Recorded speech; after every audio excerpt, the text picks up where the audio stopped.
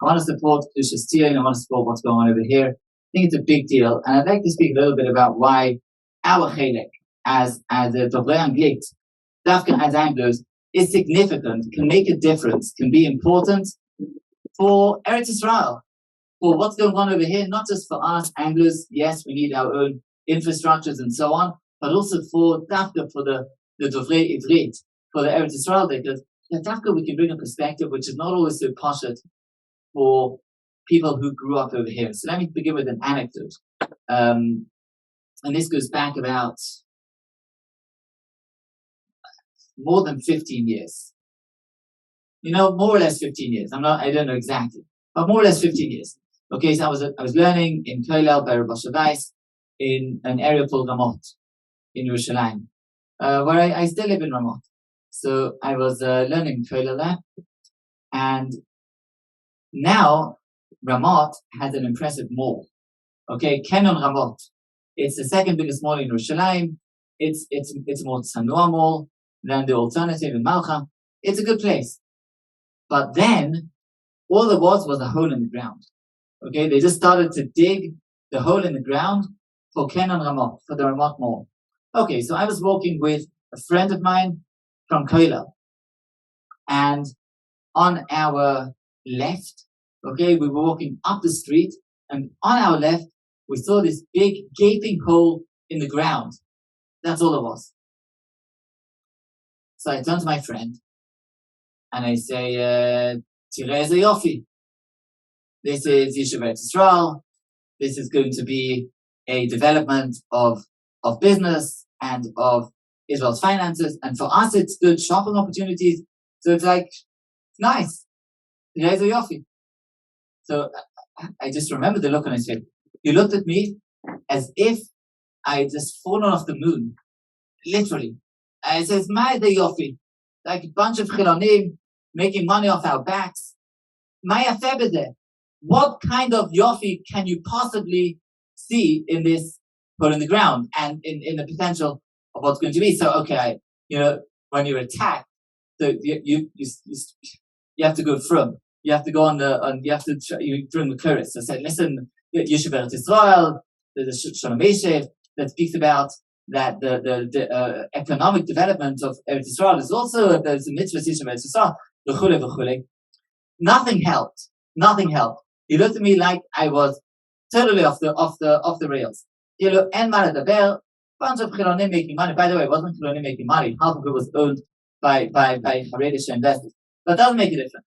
For him, the whole thing was one big en maladaber po, no yofi whatsoever. And this really made me think, why? Like why the difference in perspectives? Really, like two totally opposite. I remember learning the same Gemaras in Kehillah. We were friends. We had kids in the same moistos. We had similar lives, lechoira, right? Ostensibly similar lives, but the way that we looked, the perspective at what's going on over here was mamash 180 degrees, totally different. And the answer is very simple. I don't think it's a complicated answer. For him, he grew up in Israel, in Eretz Israel. He grew up with a mentality of a ma'avak, of a struggle. Okay? It's them and us. We're struggling. There's a fight.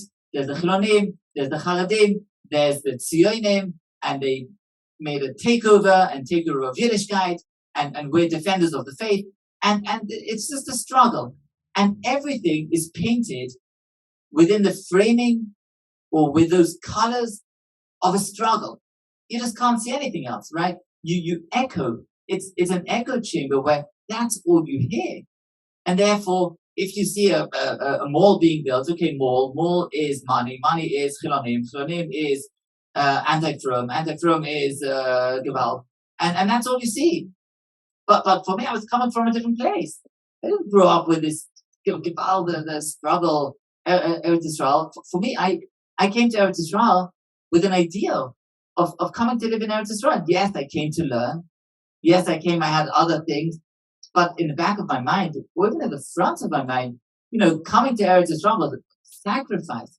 Coming to Eretz Yisrael was meaningful. Coming to Eretz Yisrael was coming to live in Eretz HaKodesh. was coming to live in Makam Shechina. It was coming to live in the place where mitzvahs are supposed to be fulfilled, because I knew the Ramban in Pashas B'Choysa. I mean, all of these things were obvious to me. I lived them on a day-to-day level. And when I saw development of Eretz Yisrael, what I saw was, this is a Kodesh Baruch Hu.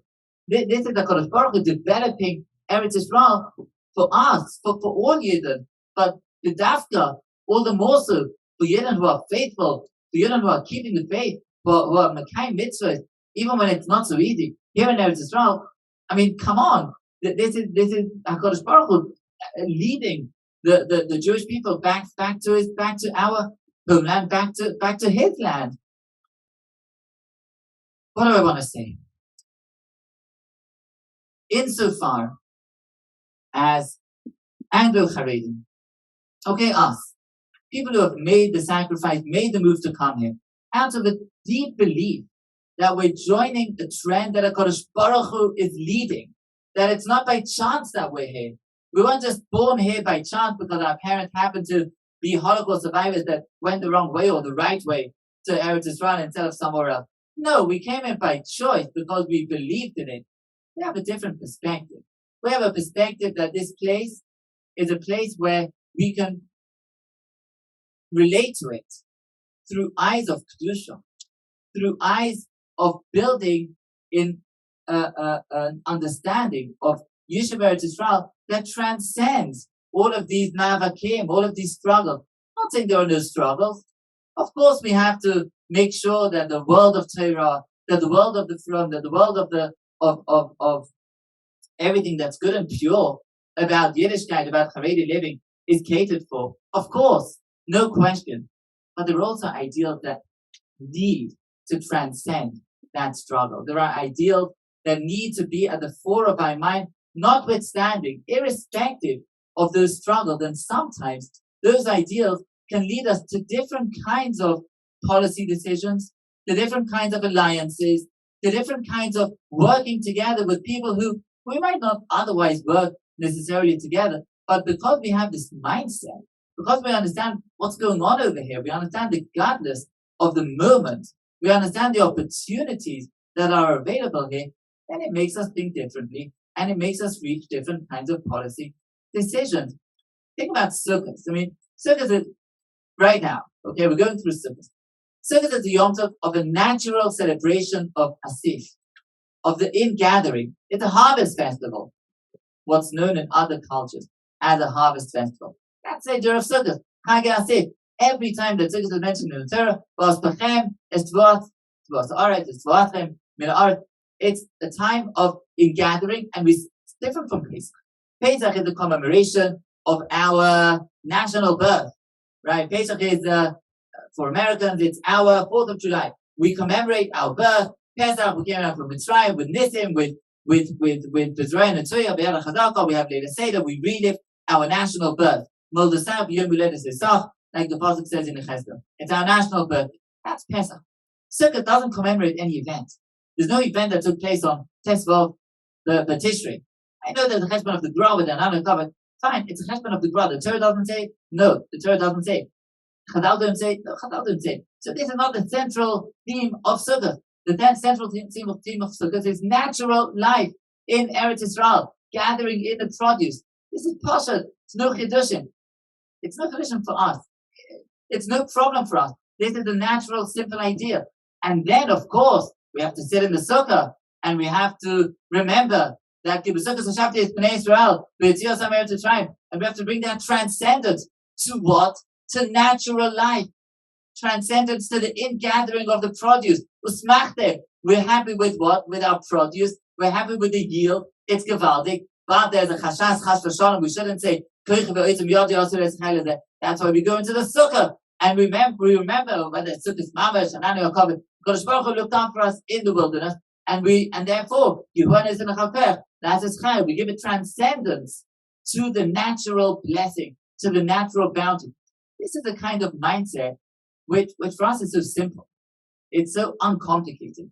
The natural life, the life cycle, the living, the working, like Chasam Sofer said in Chedushim Sechet Sukkah Dafka, he said, very famous, they're working in Eretz Yisrael, is a Dvar Mitzvah and is parallel to learning outside of Eretz Yisrael. All right, Chassam Sefer in Chidushim, it's not in Shuvas, but it's not no huge Chidushim here, right? This is living a Torah life in Eretz Yisrael and developing everything that needs to be developed, all the infrastructures, all of the Chaye HaChayil, which receive a dimension of Kedusha in Eretz Yisrael.